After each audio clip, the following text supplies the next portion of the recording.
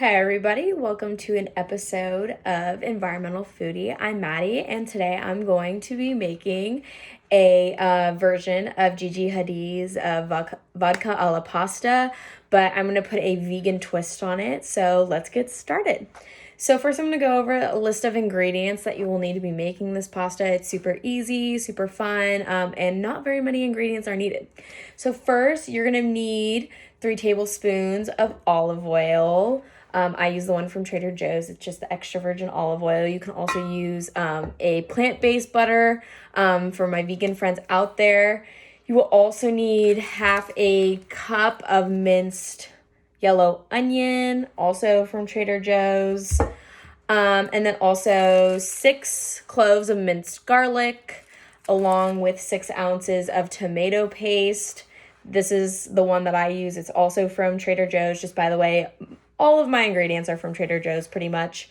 And one of these little tomato paste jars accounts for all 6 of those ounces.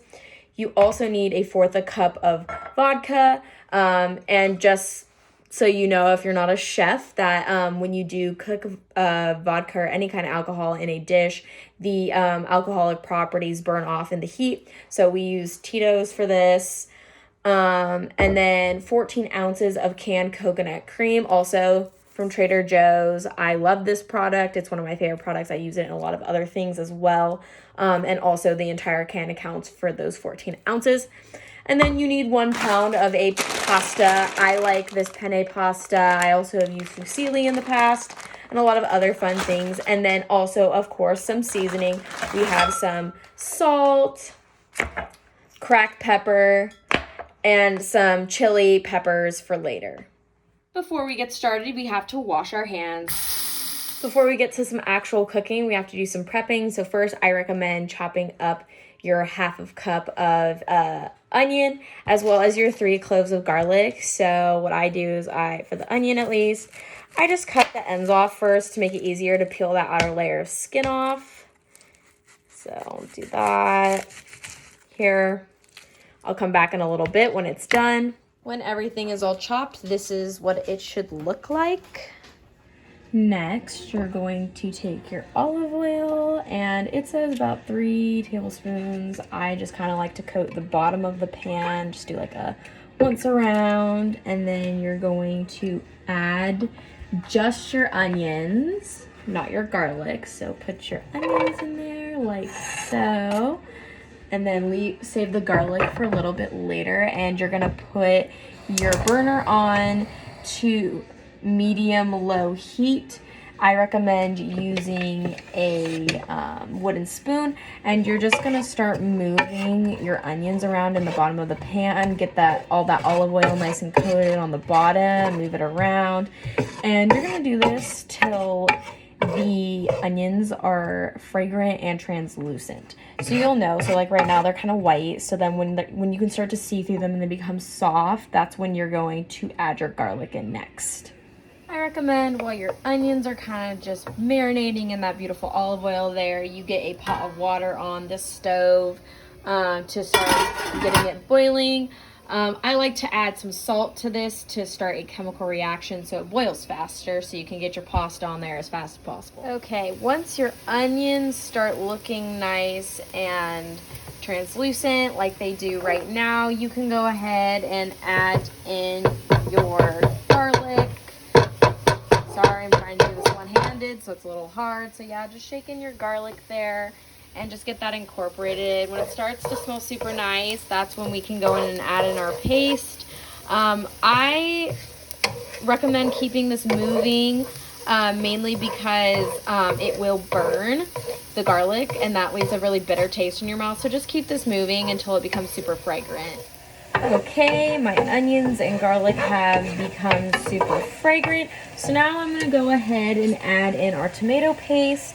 So I just recommend kind of just scooping it out of the can there. Get all of it in there. Make sure you scrape it really off the sides. You don't want anything to go to waste. It's kind of a lot in there. Okay, so there we go. Make sure you get that little last bit off in there. Alrighty, so now we're gonna mix that in and incorporate it with our other ingredients that are already in the pan. So right now this is it incorporated with the garlic and onions, and we're just waiting for this garlic paste to get a deep red color. But while we're waiting for that, did you guys know that meat production has contributed tremendously to the increase of mining for phosphorus? According to this one study, meat production causes 72% of global average pea footprint, which has to do with phosphorus. So I know, super interesting, right, on this environmental foodie channel. So now that our paste has turned to a deep red color, I'm going to add our 1/4 cup of vodka to this, and then we'll let that simmer for 10 minutes.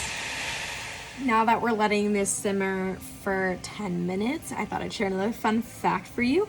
A study has found that one primary reasons to switch to a plant-based diet, so this meal right here is definitely plant-based, but one of the main reasons to switch to a plant-based diet is to alleviate the strain on planet's finite resources, such as phosphorus, just like we just talked about with that pea footprint.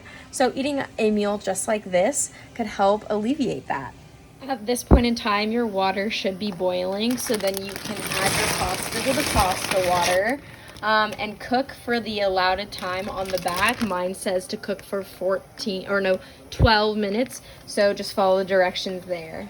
Okay, 10 minutes has passed, and I let it simmer. So now you're gonna add your coconut cream in there, so.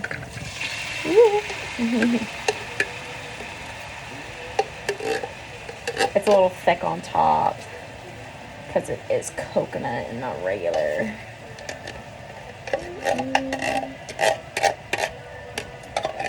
A little bit more, okay. And then you are going to obviously stir this in until it is combined with everything else in the pan. It should be turning kind of like a light reddish color, maybe like orangey, I don't know. However you would like to call that color. And also when you're doing this, you should be adding in your red pepper flakes. This is to taste, so if you like it extra spicy, I would add a lot of them, and then if not, obviously you can add a few less. So I like mine kind of spicy, so I add kind of a lot in there.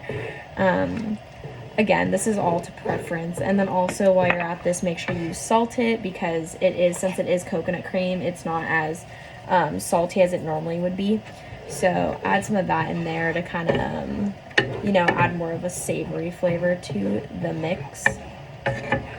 Yeah, and then you just let this simmer for 5 minutes.